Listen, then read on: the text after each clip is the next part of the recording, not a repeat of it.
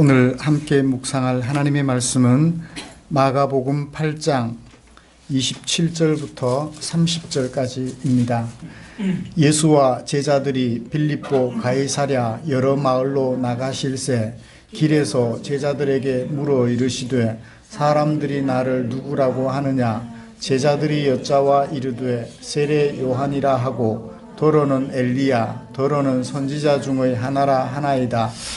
지난주에 우리는 예수님께서 사람들이 예수님에게 데려온 맹인 한 사람의 눈을 뜨게 하신 사건을 살펴보았습니다. 그 사건을 통하여 우리는 예수님이 무슨 말씀을 하고자 하시는지 살펴보았죠. 예수님은 어떤 분이시라고요? 우리의 눈을 떠서 모든 것을 밝히 보게 하시는 분.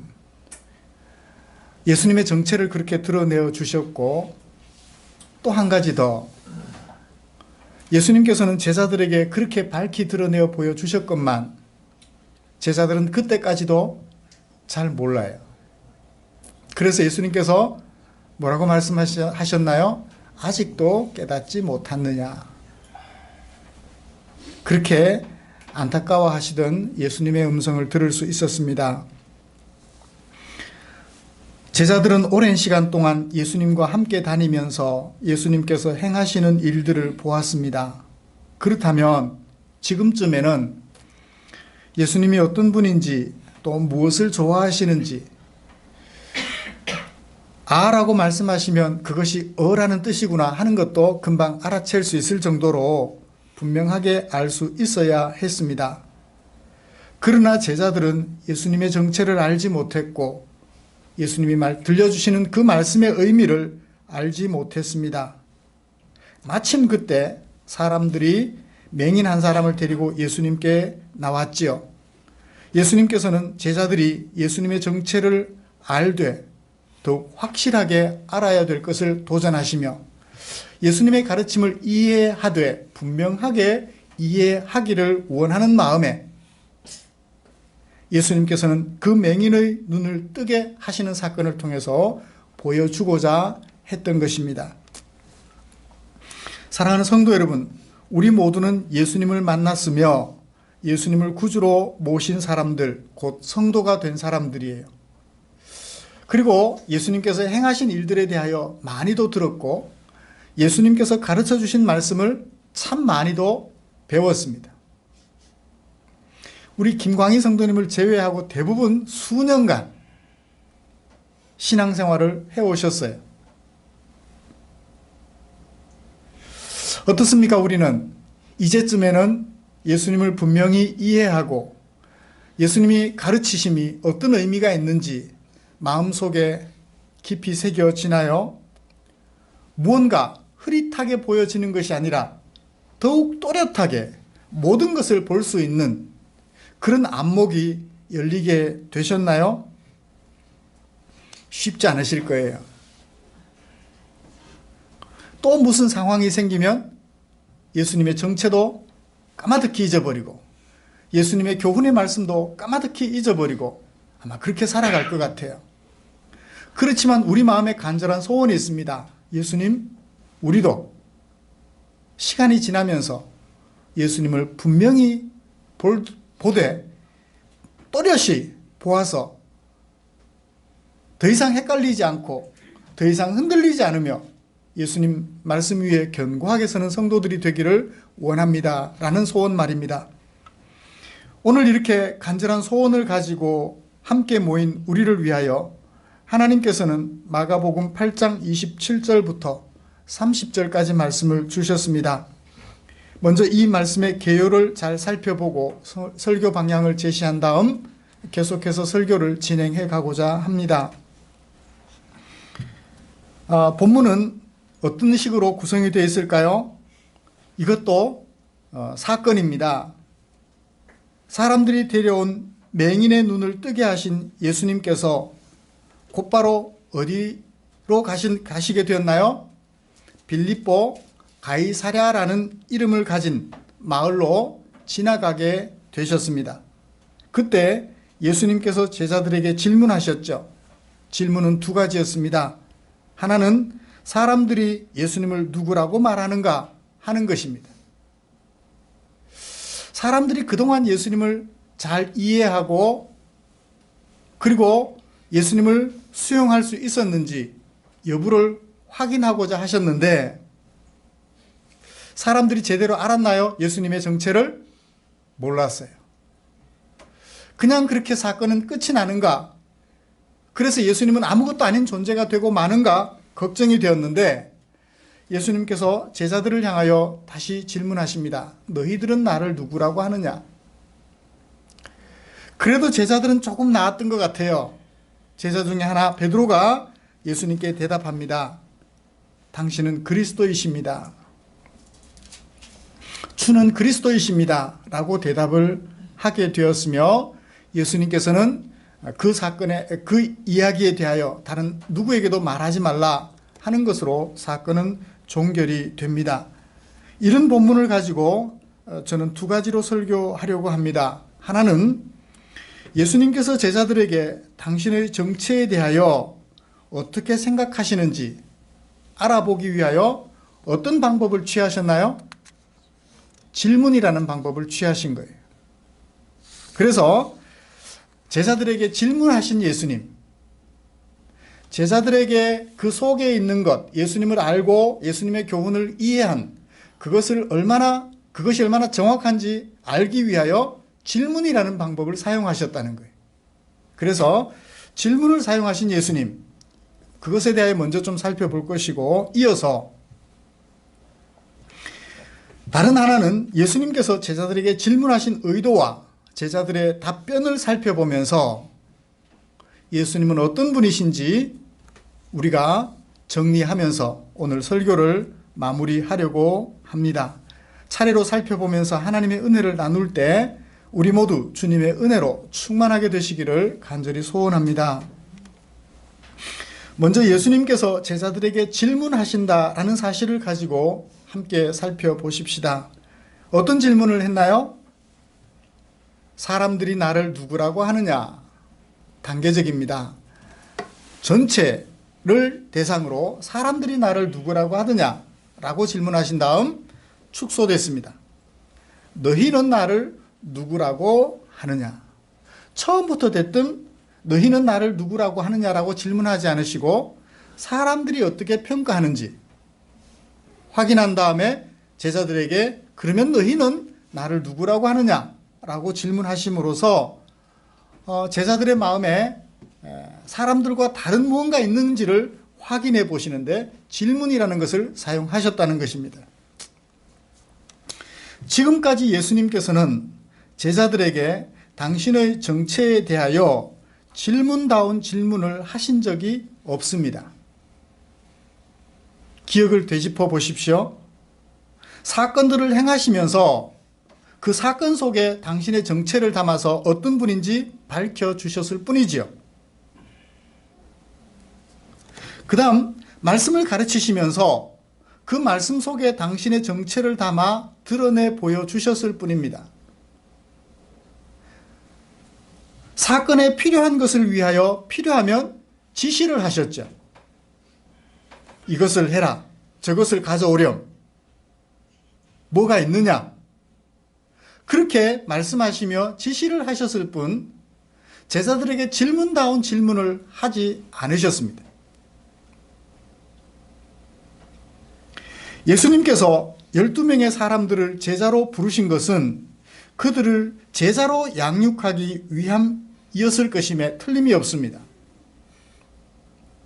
그런데 예수님께서는 지금까지 예수님의 정체에 대하여 제자들에게 제대로 된 질문을 한 번도 하지 않으셨어요. 제자들의 동의를 구하지 않으셨다는 얘기입니다. 너희들은 어떻게 생각하니? 물어보지 않으셨어요. 그렇다고 제자들에게 강제로 주입하지도 않으셨어요. 내가 이런 존재야. 너희들이 믿어. 그렇게 하지도 않으셨어요. 그들이 이해하고 스스로 그것을 수용할 수 있을 때까지, 알 때까지 예수님은 부지런히 사건을 행하셨고 부지런히 말씀을 가르쳐 주셨을 뿐이에요. 물론 깨닫지 못할 때, 제대로 알지 못할 때 예수님께서는 안타까워하시면서 아직도 깨닫지 못하느냐? 질책성 말씀은 하셨습니다.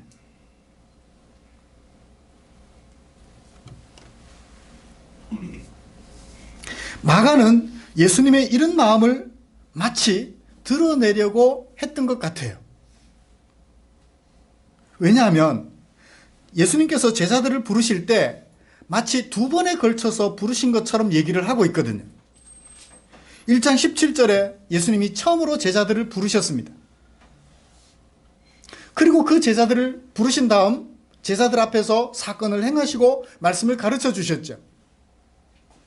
그리고 3장 13절에 넘어가면 예수님께서 산에 올라가셔서 다시 12명의 제자들을 부르시고 그들을 제자로 명하십니다. 그리고서는 또다시 사건을 행하시고 가르치셨어요. 그냥 한 번 부르시고 쭉 사건을 행하시고 가르치셨다라고만 하면 될 것을 한 번 부르시고 행하시고 가르쳐 주셨다. 또 한 번 부르시고 행하시고 가르쳐 주셨다.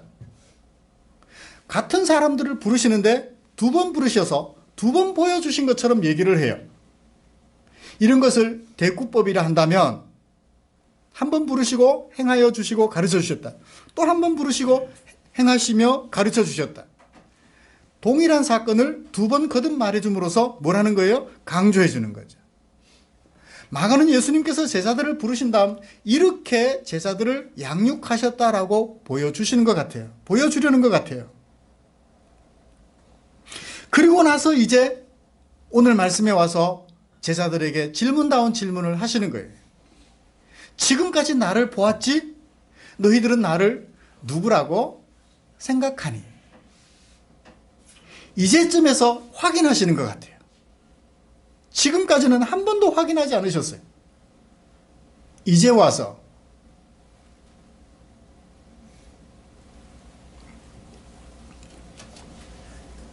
사랑하는 성도 여러분, 이제야 제자들에게 질문하시는 예수님을 보면서 여러분들은 무엇을 느낄 수 있나요? 강압적으로 당신의 정체를 수용하도록 제자들에게 강요하지 않으셨습니다. 그거 못 알아맞춘다고 손바닥 내 대나무자를 눕혀서도 아니고 세워서, 그것도 손바닥만 내는 것이 아니라 뒤집어서, 그건 모른다고 그렇게 강압적으로 다가오지 않으셨어요. 성적 떨어져서 가르쳐준 걸 제대로 몰랐다고 벌로 청소도 시키지 않으셨어요.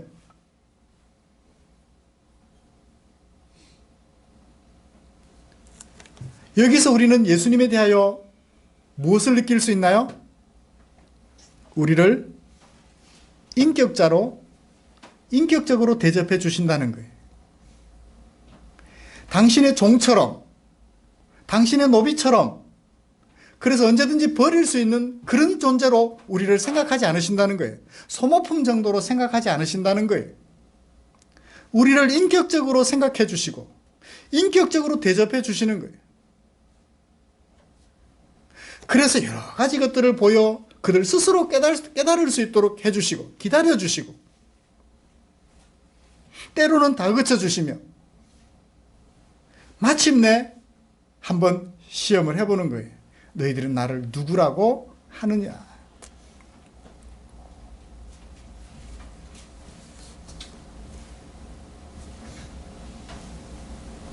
강제로 주입하려 하지 않으셨어요.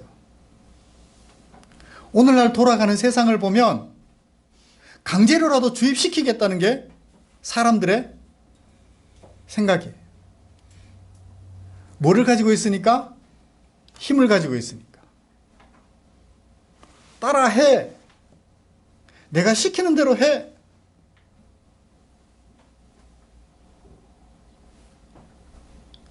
우리를 인격적으로 대접해 주지를 않는 것이 세상이에요. 저도 어릴 때 아이들을 키우면서 그랬어요. 자꾸 말대꾸하고 그러면 뭐라고 말해요? 주먹이 가든지 아니면 시키면 시키는 대로 할 것이지 말이 많아. 그 입 다물어. 그래도 안 다물면 들어서 던지거나. 왜? 힘이 있으니까. 진짜 강한 사람은요, 진짜 아는 사람은요, 진짜 힘이 있는 사람은요, 그렇게 하지 않는 것 같아요. 아빠의 힘 조금 있으면 늙어서 아무것도 없어질 건데 그것도 힘이라고 아이들을 윽박지르는 거예요.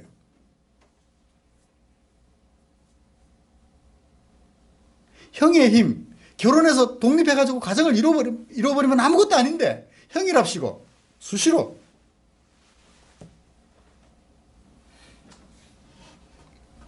사람이 사람을 대할 때 인격적으로 대접해주는 게 쉽지 않습니다. 왜? 힘이 있으니까. 근데 우리 예수님은요, 진짜 힘 있는 분이셨든지, 그리고 당신이 가진 것이 너무나도 확실하다는 사실 때문에 제자들을 윽박지르지 않으시고 조급해하지 않으시며 제자들이 스스로 깨달을 때까지 기다려주시고 보여주시고 가르쳐주신 거예요. 어떠세요, 우리 예수님이? 남편의 힘, 그거 별거 아닌데 그죠? 조금 있으면 밥도 못 해먹고 내가 밥 안 차려주면 밥 굶어서 어디 가서 거지 행세를 하고 다닐지도 모를 사람인데. 그러나 우리 예수님은 그렇지 않으셔요. 우리를 인격자로 생각해 주시고 인격적으로 대접해 주시는 거예요. 그래서 우리를 뭐라고 말씀하시나요? 친구라고도 말씀해 주시고 신부라고도 말씀해 주시고 이리 때로부터 피해를 입지 않도록 지켜주시는 당신은 목자, 우리는 그의 양이라고 말씀해 주시며 우리를 향하여 다가서 주시는 예수님의 모습을 보게 돼요. 어떠세요? 이런 예수님이 나의 구주라는 사실을 마음속에 생각해 보시면 마음이 평안해지시나요? 오늘도 이 예수님 앞에 주님 내게 가르쳐 주십시오. 제가 모르는 것 있으면, 제가 보지 못한 것 있으면 보여주십시오. 말씀하실 수 있을까요? 그렇습니다. 못한다고 윽박질러 힘들게 하지 않으시고 기다려주시며 보여주시고 가르쳐주시는 이 예수님 앞에 여러분의 인생을 맡겨 주님과 함께 아름다운 동행하시는 여러분들 되시기를 주님의 이름으로 축복합니다. 그러면 제자들에게 질문하여 확인하고자 하신 것은 무엇이며 왜 그것을 확인하고자 하셨을지 그 목적을 살펴보면서 오늘 설교를 마무리하려고 합니다.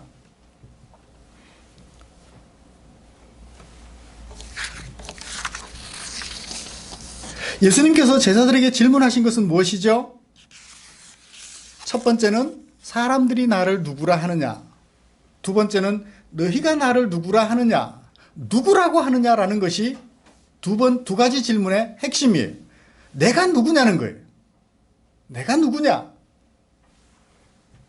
질문하신 목적은 뭘까요? 제자들에게 예수님이 누구신지를 어떻게 알고 있는지 분명히 확인하고 싶은, 제자들이 예수님을 어떤 분으로 알고 있는지 확인하고 싶으셨던 거예요. 지금까지 했던 행하신 사건들과 가르쳐주신 말씀들을 통해서 제자들이 예수님을 어떤 분으로 이해하고 있는지 확실히 알고 싶어 하셨던 것 같아요.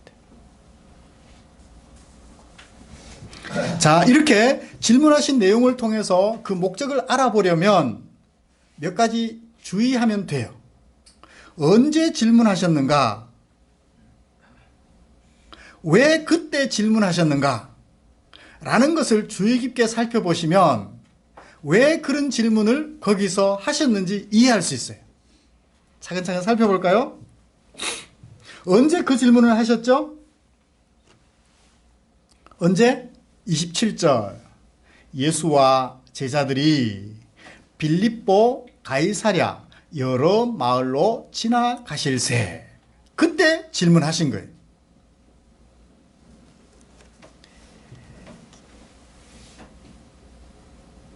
이 가이사랴, 빌립보 가이사랴라고 하는 말이 굉장히 중요해요.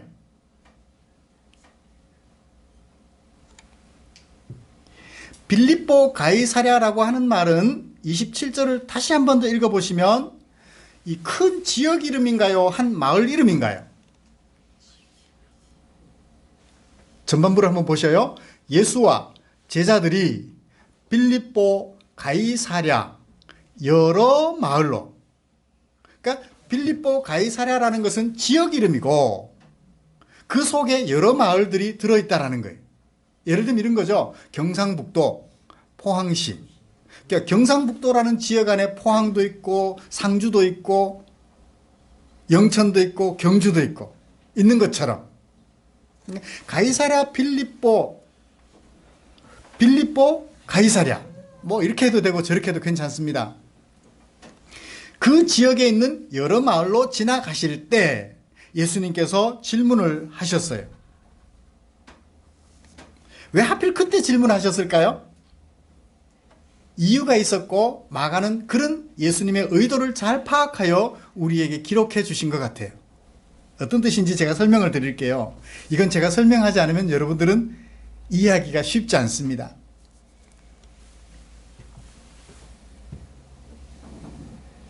이 가이사랴라는 말은 가이사 더하기 에어리어, 제가 영어로 두 단어를 말씀을 드렸어요. 가이사는 사람 이름이에요. 에어리어라는 말은 그냥 보통 명사예요. 가이사는 고유명사고 에어리어는 보통 명사예요. 무슨 얘기냐면 가이사는 당시 이스라엘을 식민 통치하던 로마 황제의 이름이에요. 옛날 우리 일제시대, 일제강점기 시대 같으면 우리나라에 일본 천황이 다스리는 것처럼 됐죠. 그것을 표시하기 위해 누구를 보냈나요? 총독을 보냈죠. 네, 그런 거와 똑같아요. 이스라엘이 로마의 식민 통치를 받고 있었는데, 예수님 당시 로마 식민 통치를 받고 있었는데 마침 그때 황제가 누구냐면 가이사라는 황제예요. 그러니까 가이사의 에어리어라는 말은 영토라는 말이죠. 가이사의 통치 영역이 미치는 곳, 어디가? 가이사랴 빌립보라는 지역이 그렇다는 얘기입니다. 그런데 거기에 소유격 고유명사가 하나 더 들어가 있어요. 빌립보의. 여기 빌립포스라는 말은 빌립의라는 말이에요. 자, 빌립은 누구의 이름이죠? 로마 황제 가이사가 갈릴리 호수 북쪽 지역, 이스라엘 땅은 남북으로 길게 돼 있어요. 우리나라처럼 남북으로 길게 돼 있고 가운데 강이 흐르고 있어요. 우리나라 낙동강처럼. 서쪽은 높고 동쪽은 광야예요. 그 가운데로 요단강이 흐르고 있죠. 그 요단강 북쪽에 갈릴리 호수가 있는데 갈릴리 호수 인근, 그리고 그 북쪽을 다스리는 총독으로 누가 세웠느냐 하면, 누구를 세웠느냐 하면 빌립을 총독으로 세웠어요. 그러니까 가이사 황제의 통치 영역 속에 속하는데 누가 다스리고 있어요? 빌립이 다스리고 있어요. 총독 빌립이 다스리고 있어요. 그러니까 그 지역의 최고 책임자는 누구? 최고 통치자는 가이사 황제고 2등 통치자는 누구? 빌립이라는 거예요. 자, 그 지역의 대장이 누구냐? 라고 하는 것을 밝혀주는 것이 가이사랴 빌립보예요. 하필 그 지역을 예수님께서 지나가시면서 나는 누구냐는 거예요. 그러면 그 땅을 다스리는 사람이 로마 황제고 로마 황제가 보낸 총독 빌립이라면 그럼 나는 누구냐는 거예요. 거기에서 예수님께서 질문하신 의도가 살짝 짐작이 되세요? 다른 마을에 가셨을 때 그런 질문을 하지 않으시고 하필 가이사랴 빌립보라는 지역에 가셨을 때 내가 누구냐라고 질문하는 예수님의 의도 짐작하세요?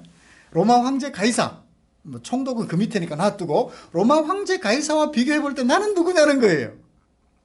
그런 의도를 가지고 그 지역을 지나가실 때 예수님께서 너희는 나를 누구라고 하느냐 물어본 거예요. 황제보다 높으냐 낮으냐 뭐 그런 정도로 생각해 볼 수 있겠죠. 황제와 비교하여 나를 누구라고 생각하느냐라는 의도로 질문을 한 것 같아요. 그랬더니 사람들은 뭐라고 말해요? 선지자들 중에 한 사람입니다. 좀 엉뚱한 대답을 해요. 실제로 사람들은 그렇게 생각했고요. 그때 예수님의 제자들은 뭐라고 대답했나요? 제자들 중에 한 사람 베드로는 주는 그리스도시니이다. 로마 황제와는 비교할 수 없는 그리스도라고 표현을 하고 있는 거예요. 그러면 그리스도란 어떤 뜻일까요? 하나님이 기름 부어 세우신 일꾼, 그런 뜻이에요. 그리스도라는 말은 기름을 붓다라는 뜻이거든요. 어떤 직임을, 어떤 직분을 맡기기 위해서 하나님께서 기름을 부어 주셨다는. 로마 황제는 누가 세웠어요? 사람들이 세웠어요. 자기가 군인들의 힘을 빌어 황제가 되었어요. 쿠데타를 일으키든지 나라를 세우든지 해서 자기 힘으로 황제가 되었어요. 그 황제는 영원하지 못합니다. 다른 황제가 쿠데타를 일으키면 그냥 쓰러져요. 그런데 예수님은 그리스도라. 하나님께서 기름을 부으셨어요. 하나님이 영원한 즉 그리스도 또한 영원하실 것입니다. 그러니까 베드로가 고백한 내용은 그거예요. 로마 황제는 고작 이 지역을 다스리는 제한된 지구촌 가운데 제한된 지역을 다스리는 황제에 불과하지만 예수님은 어떤 분? 그리스도십니다. 하나님께서 세우신 통치자이십니다. 라고 얘기를 하는 거예요. 물론 그 의미 전체는 다 확인하지 못했어요. 그건 다음 주에 살펴보기로 하고 일단 글자대로는 하면 제대로 이해를 한 거예요. 예수님은 그리스도시거든요. 우리 사람들, 이탈리아에 사는 어떤 특정 지역에 사는 사람들만 아니라 지구촌에 살아가는 모든 사람들을 구원하기 위하여 하나님께서 세우신 구원자시거든요. 빌립은 로마 황제가 세운 총독에 불과하지만 우리 예수님은 하나님께서 세우셔서 모든 사람들을 지구촌에 과거에 살았고 앞으로 살아갈, 현재 살아갈 우리들까지 모든 인류를 구원하실 그리스도시라고 베드로가 고백을 했던 것이죠.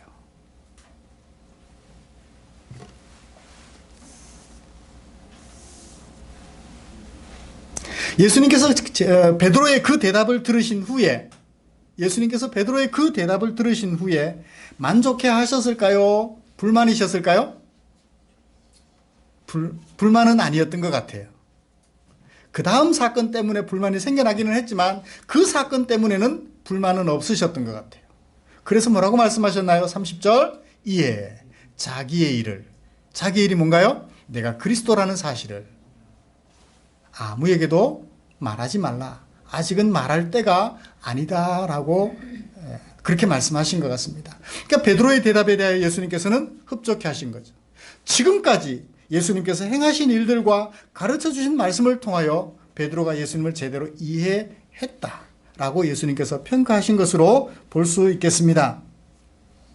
사람들이 예수님을 선지자들 중에 한 사람이라고 말함으로써 예수님의 정체에 대한 이해가 완전히 물 건너갔나 했는데 결과적으로 베드로의 대답을 통해서 예수님의 의도는 이제 확인이 되었어요. 1차적으로는 확인이 되었어요. 예수는 그리스도시다. 말씀을 정리해 보겠습니다. 사랑하는 성도 여러분, 우리는 예수님을 어떤 분으로 알고 계신가요? 혹시 사람들이 말했던 것처럼 뛰어난 우리 인류 역사 속에 뛰어난 어떤 사람들과 같은 정도, 그런 사람들 중에 한 사람 정도로 생각하지는 않으신가요? 베드로처럼 예수님은 유일한 그리스도라고 인정하시는가요? 예수님께서 행하시는 일들, 가르쳐 주신 사건들, 말씀들 통하여서 여러분들이 바라본 예수님은 어떤 분이신가요? 선지자들 중 4대 성인 중에 한 사람인가요? 유일하신 그리스도신가요? 예수님께서 제자들을 향하여 질문하셨듯이 오늘 이 자리에 오셔서 여러분들 앞에 서셔서 제 입을 빌려 예수님께서 질문하십니다. 너희는 나를 누구라고 하느냐? 여러분 뭐라고 대답하실래요? 속으로 대답을 한번 해보셔요. 나는 베드로처럼 당신은 그리스도라고 고백합니다.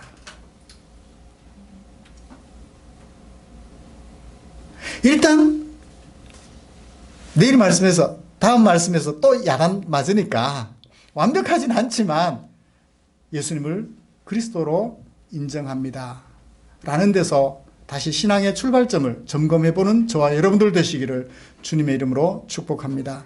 기도하겠습니다.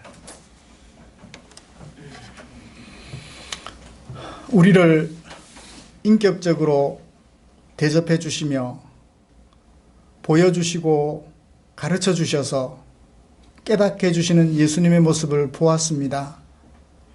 가진 힘으로 우리를 윽박질러 주의 종으로 부리지 않으시고 우리를 인격적으로 대접하셔서 가르쳐 주시고 보여주심으로써 깨달아 알아갈 수 있도록 독려해 주셨던 예수님을 만나 보았습니다. 고맙습니다.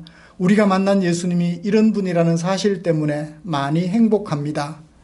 하나님 아버지, 참으로 강하신 분이지만 강한 힘으로 다가오지 않으시고 섬김으로 다가오셔서 우리의 그리스도가 되어주신 예수님을 생각하며 감사와 찬송을 주께 드립니다. 이제 베드로가 고백했던 것처럼 뛰어난 어떤 사람들 중에 한 분이 아니라 하나님이 우리를 구원하시려고 보내신, 기름 부어 보내신 유일한 그리스도이심을 꼭 마음에 새겨서 흔들림 없이 주님을 바라볼 수 있게 하여 주시옵소서. 귀를 열어 주님의 음성이라면